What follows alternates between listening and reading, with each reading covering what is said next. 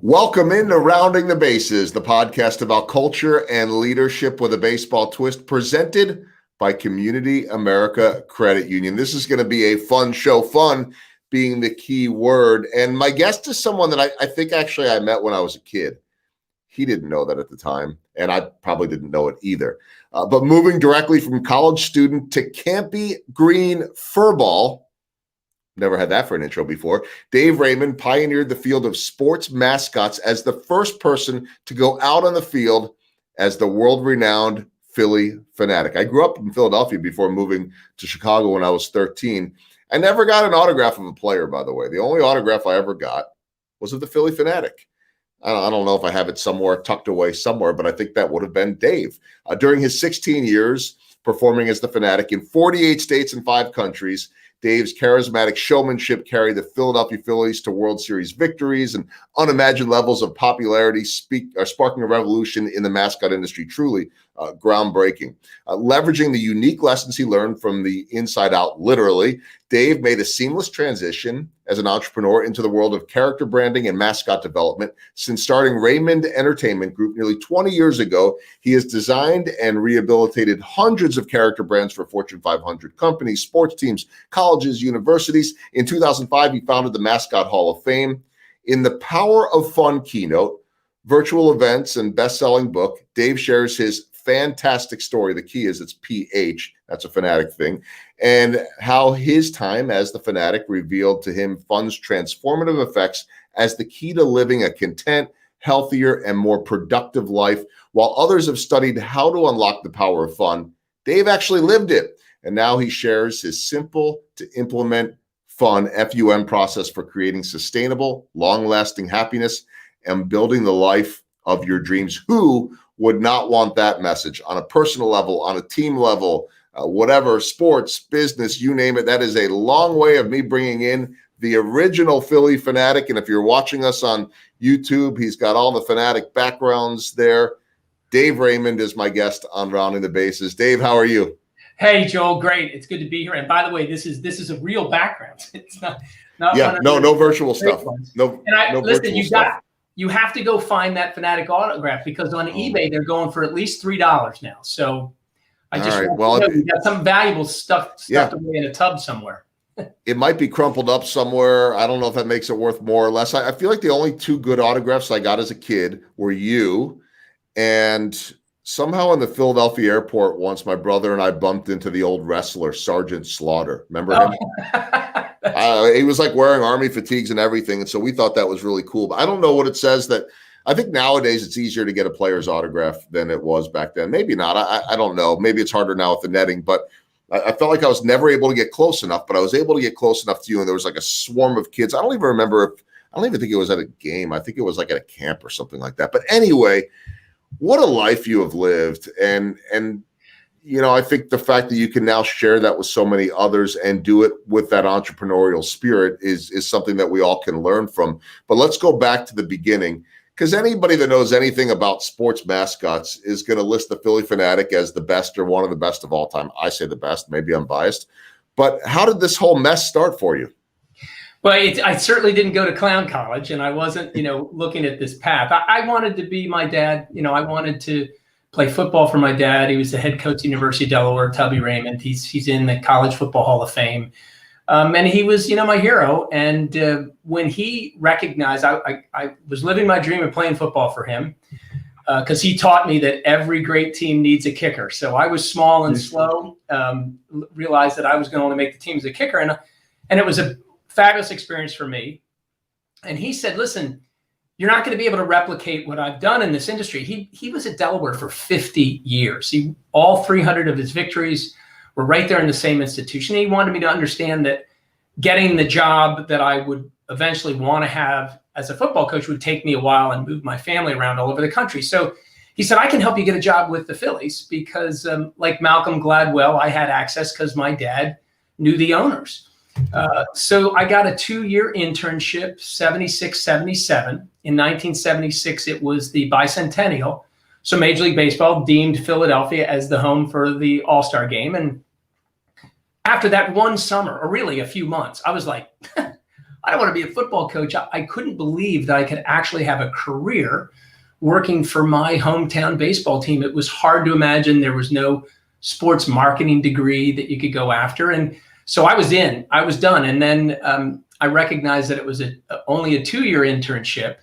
And when I finished, I thought the Phillies were going to say, well, go graduate. And when you're done, come back. Maybe we'll have a job with you. Instead, early the next spring in 1978, they called me and said, do you want your job back? Yes.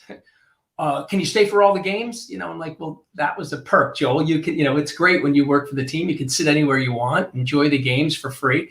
Then they said, we're going to pay you, for the games. And I'm like ecstatic. I'm like, oh yeah, what do you want me to do? And they said, we want you to go to New York and get fitted for the costume. And I'm like, what? And that's how it all started. It never was something on paper that looked like a good idea. There were only Bill Giles and a few other people in the Phillies organization thought that it would make it. Many people thought that I was the stupid guy that said yes, and I was going to be sacrificed, hung in effigy and set on fire, But as it turned out, Dave, it's Philly. I mean, that's a tough audience. It is. But here's the beauty of what I got the opportunity to do. Really young, so young, and being prepared to show the Phillies I'd do anything for a full-time job. And then finding that when those tough Philadelphia fans fall in love with you, that's forever. It never changes. And the Fanatic, it's very difficult now to disappoint anybody as the Fanatic. Like, there are times when players disappoint you with bad behavior off the field, or their play on the field isn't what you expected, or they're getting paid way too much money. That was the beauty of falling into this opportunity. And now each and every day, Joel, and I think you can appreciate it because you understand, the fans' allegiance to a brand, that I get people come up to me all just like you. Hey, I met you when I was a kid. Here's a picture. Here's a Fanatic doll my parents got me. And it's constant, and it's, pardon the pun, evergreen, because the Fanatic isn't going to age out. Like I have to tell my 16-year-old who Mike Schmidt is, or George Brett, right. In the case of your fan base, they have no idea who those people were, but they do know the Fanatic because they grow up with him. Yeah, I mean, that's sort of the beauty of that business, and mine too, until it's not, right? I mean, eventually we age out just because we get older, but what I've found over the years that's amazing is that, I'm still here, and it's the players that keep getting younger. And so you keep doing your thing, and you adjust a little bit too. I mean, there's so many lessons to learn here. I mean, I could just talk about favorite moments because you have a million of them, I know, being inside that costume. I mean, there's no more entertaining mascot to me in the history of the world. The chicken obviously was great in the day too. But there was just something about all of the unique movements that you had, and the big gut, and the putting the shirt over people. I mean, like there were so many things, and I'm just wondering, because I think we could all learn from this what it was like to evolve and to create something. And I mean, it's obviously it did not end where you started, nor should it have. But I mean, it took on a life of its own, which was so much of your life. And so that to me is the creative side of what all of us can do. How much did that evolve over the years? Well, it was the perfect storm. And the distinction between the Fanatic and the chicken is simple. The Fanatic was the first character that was created by a sports organization with the plan to engage people outside of the love of the sport. So it was an initiative that was creative and different, and trying to connect to fans on a broader basis, so that once they brought them into the environment for the reason of following a cartoon character, they'd fall in love with the sport, which is what the Fanatic continues to do today. But the evolution was perfect for innovative and creative thought, because the Phillies, and Bill Giles specifically, who was the brilliant mind behind the Fanatic, his only direction to me was to go out and have fun. And once I realized what I was being asked to do, I got very nervous because of all the things we mentioned. And I didn't want to make a mistake, and I didn't know what my skill sets were. Halloween, I've worn a costume before on Halloween. I'd never performed on stage. I wasn't in theater. The closest I got was singing in choir in high school, and I just didn't understand what I was supposed to be doing. And so when I went to Bill on the very day, on April 25th of 1978, just hours before I was going to go out, there was no plan. And he saw how fearful I was, and he said, look, David, I just need you to have fun. That's your first focus. Because if you're not enjoying yourself, the Fanatic is not going to be funny. And if the Fanatic's not funny, it's not going to work in front of our fans. So I went tearing out of his office, realized I was getting paid to go to the games. My job was to have fun. I was a college student. And of course, he gave me my first editing and started a collaboration with us. He yelled, G-rated fun, David, G-rated fun, because he knew he was telling a college student that his focus was to have fun. And I never betrayed his trust. He continued to trust me. And yeah, we made mistakes. There were things we looked at how we did, we're going to change that and do it differently. And we had the benefit of no one ever doing this before. So there wasn't a clear roadmap. So making a mistake actually is what taught me about using fun to be better. You need not to be fearful of trying something. And when you remove fear from your life, it's amazing how many bigger things that you will think about and bigger things that you'll accomplish. So the Fanatic is a petri dish, or was a petri dish, to test those theories out. Enlightened leadership, no fear, think bigger, go bigger, enjoy yourself, make sure you figure out a way. It was hot as you know what. It was physically draining. It was more physically demanding than I knew as playing football and doing double sessions. But then I realized, well, the benefit of that is that I'm staying in great shape. So there was always some way to go about thinking in a positive vein. And when the Fanatic went out, it was constant praise and love and acceptance. And if you are forced to be around happiness and joy your whole life, you can't help but being happier and then healthier yourself. So, the Fanatic caught on because his job was to bring joy. And we were wildly successful with that, mostly because Bill Giles was brilliant and gave me the right direction and didn't micromanage. He let me just figure it out on my own. And that was the result of that personality, was my ability just to create it in my own mind. And I was a Phillies fan.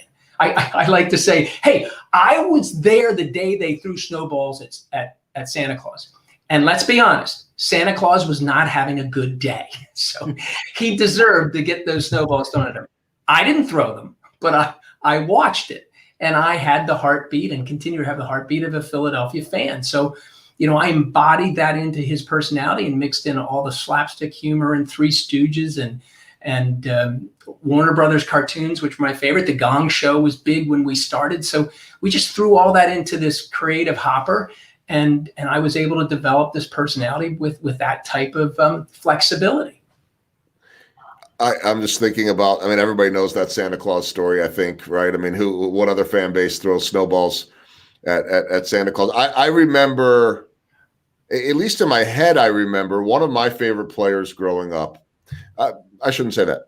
One of my later, we moved away when I was 13, but I kept the Phillies allegiance really till I started working in the business. And then you understand, once you start working in the business, it's just, you see things differently. And hey, if the Phillies make it to the World Series again, I'll root for them if it's not against the Royals. But it's just different. It's business. But in my, later teen years, I loved Darren Dalton. He was one of my favorites. And actually a Kansas native. That I didn't know that at the time. But early in his career, when I did live in the Philly area, he started off really rough. And I just remember, at least in my head, I remember that he was batting something like under 200. And they did one of those old school, father-child softball games or something like that before the game, which they wouldn't do it quite like that anymore. And they introduced him and I think his 1-year-old child, and they booed the kid. And, that's Philly at times. At the same time, that's where you've been, and the love of those fans too. And so I just want to pass on that story because it's classic. But yeah, the other side is that you had the ability to witness everything from behind the costume, right? And I'm just curious what lessons you learned from that, of just being able to let loose a little bit. Like, we all have these inhibitions right? We all want to play things the right way, and we don't want to either offend or we don't want to, whatever it might be. And I know that you are so inspirational when you're talking to groups. I mean, I remember back, I think 2007 or so, I was working in St. Louis and we were up in Milwaukee, and I got to run in the hot dog race, in the sausage race. And so I was one of the, and nobody knew who I was. And the players are like all like pointing at me. I mean, you could see like one guy that was running in the race that had like a dress shirt on, and the rest was college kids in like from the grounds crew or something. So they didn't quite know who it was, but they sort of knew. And I remember Scott Rowland, a former Philly, came up to me that night, I think at the hotel bar, and he said, "Was that you in that costume?" And I said, "Yeah, it was. I was the bratwurst, I think." And I finished in second, by the way, so I didn't finish in last place. But there was this really interesting anonymity to it. And, I didn't get a chance to play things out the way you did with all your expertise. But what did you observe from in there? I mean, how much of a freeing element to that, to your life was that? And, what were you able to take from that you can pass on to others? Well, it's a great question. Thanks for sharing it. It's funny how when I get together with folks and we have a conversation like you and I are having, 9 times out of 10, they've worn a costume other than Halloween and had some, it is phenomenal. You've heard it all. But it's a unifier. So let me tell you from more of an outside in perspective. So someone asking me, what was it like? Your ability to disappear into another personality gives you a moment to take a break from whatever's going on in your life. And that is a very helpful tool, especially if you're dealing with the brutality of life. We all, if we live long enough, will recognize that life can really, really be difficult or throw a lot of curveballs that get thrown your way. So being able to disappear into that personality gave me a respite from whatever was going on, good or bad, in my life. So the analogy is that the Fanatic's fur that is powerful because it's like a super suit. So the lessons I talk to my audience about is that you have a super suit that comes with a superpower. Your super suits, it's you and the clothes that you wear every day, and your superpower is to recognize that one of the most important things in life to do is to show up and show up prepared. And in this case, show up prepared with a positive focus. When you do that, the amazing thing that happens is that everybody around you feels better. You'll start seeing that, and they'll want to connect to you because when they do, they're enjoying themselves. And that's the best lesson that being the Fanatic taught me. Was his job was to go out and show up. I mean, I didn't know what I was doing. I put this costume on that gave me the ability to think of myself as a different entity. And when the Fanatic showed up, automatically he made everybody around him feel better. And that in turn for me, when I went home at night and said, my job, I'm getting paid good money, and my job is to show up. And what I do, I make everybody around me feel better, and that's making me happier. So in the simplest level, because the power of fun has a lot of layers, and there's some complexity and hard work that you have to do to really engage it well. But simply put, the best lesson I learned was when you go out with a focus of others, take away your focus from yourself, leave yourself behind, and your focus is to make other people feel good, that act alone takes you outside of yourself. You're expressing kindness. You start to be grateful for that. And all of those steps are what make us, the science of positive psychology says that if you are kind and express gratitude, it reduces stress, it lowers your chances of heart disease, and it actually extends your life. Those are the facts. Those are the science of this matter. So we can be in charge of doing those things. It just takes the analogy of, well, I'm going to put my super suit on, and my job is to go out and make people feel better, and I remove it from myself. It's an amazing magic when you put it into practice. Yeah, one of my broadcast teammates, a former Philadelphia Philly, Rex Hudler, who always jokes about Terry Francona. Terry Francona brought him in and paid him 7 figures to basically be a cheerleader and be that positive voice, the veteran presence to bring these young guys, those Scott Rowlands, those young guys up and show them the importance of positivity. Rex always says that there are energy givers and energy takers. When I talk to groups about building a championship culture, one of the elements I always talk about, so I'm briefly delving into your expertise, is positivity. And what that can do to those around you. But I think you take it to obviously many other levels in terms of what it can do for you personally, from a health standpoint, from a mentality standpoint. And I'm just curious for you, before I get to my baseball themed questions, what it was like to go from being in that suit, which gave you a superpower and gave you an ability to impact people's lives in a way that most of us have never had before. We all have an ability to impact other people's lives. We ask all the time, what's our purpose? And you had an unbelievable and a truly unique purpose. So often athletes say that when that's done, now what? Okay, I know it's my time to hang it up, but how do I replace the competition? Even a high-level CEO, that when they retire, how can they never fully retire and go spend time on the yacht or whatever it is they do? Because they can't give up that thing. But it sounds to me like you probably were able to take that thing and then just do it without a costume in front of major audiences and affect them in the same way. Am I reading that right? Or what was that transition like? Yeah, the transition was seamless, and in part because I had no fear. Now, that fear was probably because of my inexperience in the world of being an entrepreneur. But I had tried to open up a business and I failed miserably while I was the Fanatic, and then I recognized some basics about what I needed to do. So when I left the Phillies, I was fully prepared to focus on the things that I knew about and the secrets that I thought I had that most people didn't understand. So I went full force, one, in trying to help people create some sort of branding mechanism that was done through entertainment. So our whole message was, if you distract people with entertainment while you're giving them a message, it's amazing the way they retain that message and then want to be around that brand more. Apple went on to do the exact same thing. That it's about a relationship with a piece of electronics, and that's what you could do with a character brand is develop a very deep connection, an emotional connection. So that's what I went out to do.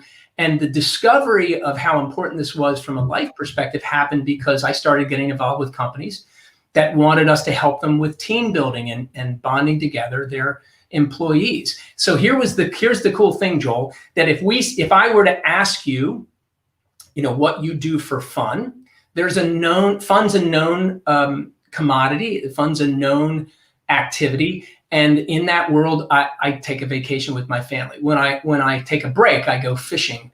I get together with buddies. So, we grab an adult beverage, we dance, whatever. That's the known fun. And while that fun can connect people to me when I say, hey, look, I have this great tool. But then when they think of the known fun, it's not what powerful fun is. And we have a contextual model that goes from fun, which is silliness, off time, to powerful fun that can save your life. And that it's the best way to attract people is to say, hey, I'm the fun guy, but it's very difficult to understand what the real value is. So I've spent every moment of my life since leaving the Phillies trying to get people to understand what about fun is not powerful fun. And that's my job when I speak. So that I'm just asking them to value fun in a different context and what that means to you when you do. And then there is a 4-step process that you follow to apply that whenever anything's going on in your life, good or bad. You can apply it and make it better. You can be better at home and better at work. So, that's what I was so excited about doing. I had no fear because I was just excited about doing this because I didn't have enough experience about what failure might mean. And if you look at my job with the Phillies, it started basically with Bill Giles say, go out and fail. And then when I was failing miserably, I was getting better because it was slapstick and falling down and all of those things. So I just took it head on, became an entrepreneur. I had a lot of people and a lot of mentors, including, Bill Giles and Dave Montgomery and Frank Sullivan, all these people from the Phillies that I remain friends with. My brother, who helped me with my first business plan, Charles Barkley, who gave me some initial funding for my first business venture. And those relationships were powerful and strong. But today, Joel, doing what I'm doing is I'm back at performing now because I'm not a speaker. I'm a performer, and I use storytelling and performance to be able to engage the audience. And once you engage them, they're in.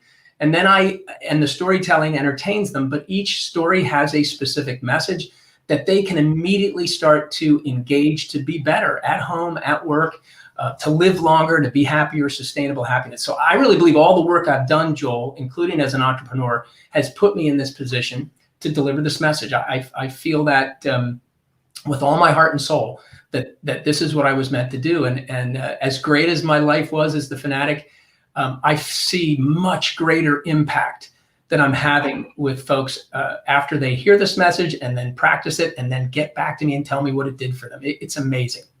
Well, it's a deeper level. I mean, that's what it is. And I can relate only in the sense that I love what I do from a television and a broadcast standpoint, bringing joy to people, usually through their television and bringing them that diversion. But now you take it to another level on stage. I would consider myself more speaker than performer, but more speaker than broadcaster when I'm on that stage, where now it becomes interactive. Now you get a chance to see that feedback and to be able to really realize that purpose, right? To be able to impact people and see and hear back from them what that impact is. That to me is. Let me give you some feedback, if you don't mind, because yes. I love this sort of discussion. The thing that I think you're missing is you are a performer. The type of broadcaster, the amount of time you spent, you are absolutely a performer, and you don't recognize it. So that when you're speaking, and I would put you up next to somebody who doesn't have your experience as a broadcaster, you'll be light years ahead of them in terms of engaging the audience, because you already know how to do that. And that's the way I was. It was natural. And then I learned it over those 22, 24 years of performance. I learned what I was doing that was effective. And you do that naturally. So you as a speaker, you are a performer. You think you're speaking, but you're performing. Yeah, that's fair. Yeah. No, you're dead on, and it's a good reminder for me too. I mean, I couldn't get in the mascot suit and do what you did. Although I'd like to try it once. Hey, you can come to the boot camp. I'll teach you all. Minus the stinky smell in there. I don't know if I want to mess with that. I don't know how you guys deal with the heat. We got Slugger, 3 R's here in Kansas City, who in a non-lion type of way that has to perform in those 90, 95 degree humid. I don't know how you guys do it, but it's very entertaining. Okay, baseball themed questions in this long career of yours, whether it was as the Fanatic or after as an entrepreneur. What's the biggest home run you've hit? Oh, no question. We just touched on it. Was having no fear when I left the Phillies, knowing it was the right thing to do. People even today say, how could you give up that job? And at the time, I just realized I could be in control. I could own my own IP. And I finally realized that I had a skill set that made me good at this. So having no fear, I think that's the best message to give to any young person and no fear in thinking bigger. So for sure, it was my home run to be able to decide at the right time that it was time for me to move on from my work as the Fanatic and do something else. Yeah, those two go hand in hand too. No fear and thinking bigger. How about a swing and a miss? We've all had a lot of them. You alluded to a little bit in here. What's a swing and a miss, and what did you learn from it? Well, it was in business again. When I had more money than I knew I had, I went and invested in a laundromat that we were going to make the Taj Mahal of laundromats on a college campus. And what I realized was people just want to go do their clothes. They're not looking for an experience when they go to laundromat. They want to go in, clean their clothes, and get out. And so I did not get a business degree in college. I got a degree as an education major. But that was my tuition, Joel, was the money I lost in the idea. It was called the hamper. It was going to be the Taj Mahal of laundromats. That was a swing and a miss for sure. Final baseball theme question, small ball. That's what I wrote about. What are the little things that add up to the home runs for you? Oh, and this is it was such a great thing to learn. Show up on time, be prepared. Prove your value first, and then you will become valuable. I think definitely for our generations and today, showing up on time, being prepared, and not expect anything until you prove yourself. And my dad, as a coach, taught me all those things, and it continues to be exceptionally valuable. And if you show up on time and you're prepared, you're going to be better than 98% of the other people that are looking for the same job. It's a fact. I love that. And I'm sometimes like 2 minutes late. So I've got a knack for that, although never late for a show. You went to the Ricky Ashburn School of Broadcasting. Yeah, Whitey. But, that's what I think they always tell me, to be there 30 minutes ahead because they want to review all the elements. Now they just want to make sure that I'm not there late, but I've never been late to a live broadcast. So take that for what it's worth. Almost was at one point when the owner wanted to talk to me about some things, nothing bad. He wanted me to tell a funny story to some people. And I look up and Tom Brokaw is standing there. And I'm like, all right, I'm a little bit late, but it was 10 minutes still before the show. Anyway, 4 final questions as we round the bases. And, I know that you have a million stories. It was funny. My mom sent me, as moms can do, one of those like online quizzes last week. She sent it to me and my brother, and it was one of those like, how well do you know your mascot trivia? And it was 15 questions. And so I called it back up. Now I'm not going to have you go through it because you'll know all the answers. But like the first one was, which MLB mascot has a baseball for a head? And no, it's not Bernie Brewer. It's Mr. Met. And then actually I never really thought about it before. They said, what is the Philadelphia Fanatic? And they said, is it a this or this or this or that? I think it's a bird, which it was. I never really understood that. But there was one question in there about what mascot got ejected from a game. That wasn't you, though, right? You never got ejected. I never got ejected from a game. I know the chicken had been ejected from the game, but in terms of a hometown mascot, I may miss that one. And if you tell me, I'm sure I'll remember it. I don't remember now, and I'd have to go through the whole thing. I don't know if it was the chicken or if it was Youppi with the Expos, or I don't remember, but whatever it was. It was Youppi. Yes, it was Youppi, and it was when the Expos were a viable organization. Before he defected to the NHL after they took the team away from them. But yes, he did. I remember that. That's correct. So my first question for you as we round the bases is what was the I don't know if I'd call it craziest moment or blooper. I mean, my head goes to Tommy Lasorda and the battles that you would have with him and so many players. But what was that kind of hairy moment with someone on the field where you said, oh my gosh, I can't believe I just did that? It was, and I'm going to forget his first name. His name was Angle. He was a little bit of a journeyman player. And he might have been playing with the Expos at the time, but all the players loved to do was to steal my four-wheeler, especially on Sunday because it was hot. And they would take it all the way out to center field and leave it there. But when they left it there, I wouldn't see they'd take the key away. So I had to walk all the way out to center field to get to the bike and then realize, oh my gosh, I don't have a key. So I had to walk all the way back, just walking in that heat on the AstroTurf. And then they would hide the key from me. So these routines would continue to multiply and they'd want to do something else. So one day I turn around and I hear my four-wheeler revving up, the engine revving up, and I look over and there's Angle. He is taping the throttle, open. So and then he lets it go. It rides all the way out into center field. And as I'm watching it, I'm going, that's going to crash into the outfield wall. And Angle's there laughing because he was just a silly little kid at heart. And boom, it smashes into the wall, breaks 2 panels, and it delays the game for about an hour. And I'm like, oh, and that's what the Phillies directed to me was, don't ever delay the game. Because if you delay the game, Major League Baseball is going to get involved. So that was the moment of watching in costume, looking at Angle like, what were you thinking? And he's just smiling like a little kid. And boom, it smashes into the wall. He looks at me, turns around, walks right back in the dugout. Well, oh my gosh. They don't think ahead of time when they come up with these pranks. No. You have to think ahead of time, at least in the moment. They're not thinking that way. Okay, so then my second question will be this: who, though, a lot of those players, managers, coaches, they can get locked in. I mean, we have guys like, we were doing a game in Philly a few years ago. It wasn't you, but I remember I met the guy that's the Fanatic up in the lunchroom up there, and we said, hey, if you're down there, come on by and mess with us. That would be like a dream come true.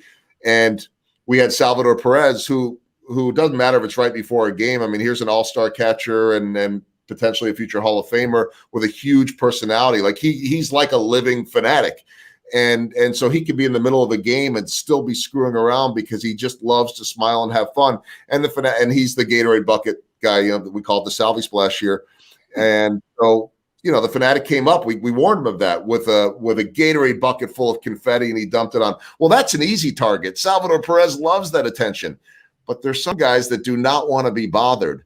So my second question to you is, who was that guy that you were a little bit worried about? Well, I was pretty lucky throughout my career with the Phillies, but when I left and I was traveling all over the country, I got the opportunity to perform at a Milwaukee Brewers game at the old Miller Park, and Albert Bell happened to be there playing, and I went through channels to say to Albert I wanted to be involved in this routine, which we got the feedback, which now I know it was somebody playing a practical joke on me, that Albert was all in. Just come out at such and such an inning in between the innings and he'll do it. I came out and started doing that with him, and he just stood there, and I wasn't getting much response. The crowd was laughing just because it was Albert Bell, and I was a character called Sport. And I left and took a break, and he caught me. He ran back and caught me in the tunnel behind the dugouts, and he was coming after me. And I had a friend of mine who traveled with me who was a little bigger than I was. He actually got in between me and Albert Bell. And fortunately, other security people came in. He was going to go after me. He was going to take my head off. And I'm like, "What? You said that you were going to do this." And it was very frightening to see an angry Albert Bell coming at me from about 20 yards away, thinking, "I've got my head off, and then I'm in this fat suit. I'm not going to be able to defend myself." And fortunately, my buddy Mark had a little bit more courage than I did, and helped, buffer what might have happened without him. Wow. All right. That's a scary moment. This is supposed to be fun. Remember, it's The Power of Fun. That's the book. That's Dave. And by the way, let everybody know that you can find out more about Dave on the website, DaveRaymondSpeaks.com, which leads me to a really cool thing you have going on. It's not your first time, but you sent me a video and I was like, I want to go. And for anyone that's watching or listening, this is a really, really amazing trip. So tell me about this trip and your love of the Galapagos Islands. Well, just to answer your question, the Fanatic is a flightless bird from the Galapagos, and his species was created by a Darwin experiment gone awry. So we cover that. The Phillies have always appreciated the Fanatic as this living, breathing entity, and I was fortunate enough, well after I had left the Phillies, that they brought me along on a trip to the Galapagos, and we were going to be filming the Fanatic, witnessing his birth for a new DVD that was going to come out called Time Travel Fanatic. Can't make these things up. So there I was in Galapagos, the most wild and wonderful place on the planet. Well, because of my relationships with Lindblad Travel and National Geographic, I've had a great relationship with them. And we've created the Evolution of Happiness training and a exclusive trip for leaders, corporate social responsibility heads, folks that are interested in nonprofits, to get together 12 of us. We only have 4 spots left. It goes in November from 11th to the 17th to the Galapagos Islands. And we're going to do training before and after the trip. And we're going to let some of that seep in and have open discussion in the evening on the vessel. We're on a beautiful National Geographic vessel. And let me tell you something.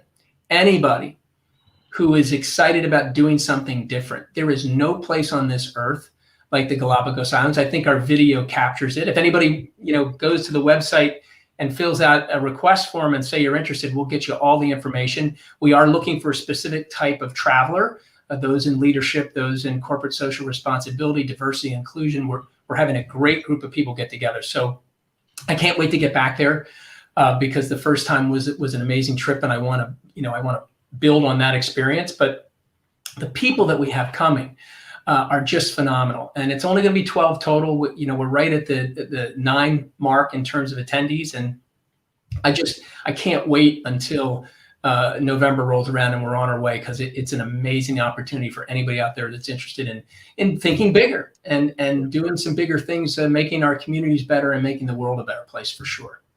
All right. So everybody should check that out. DaveRaymondSpeaks.com.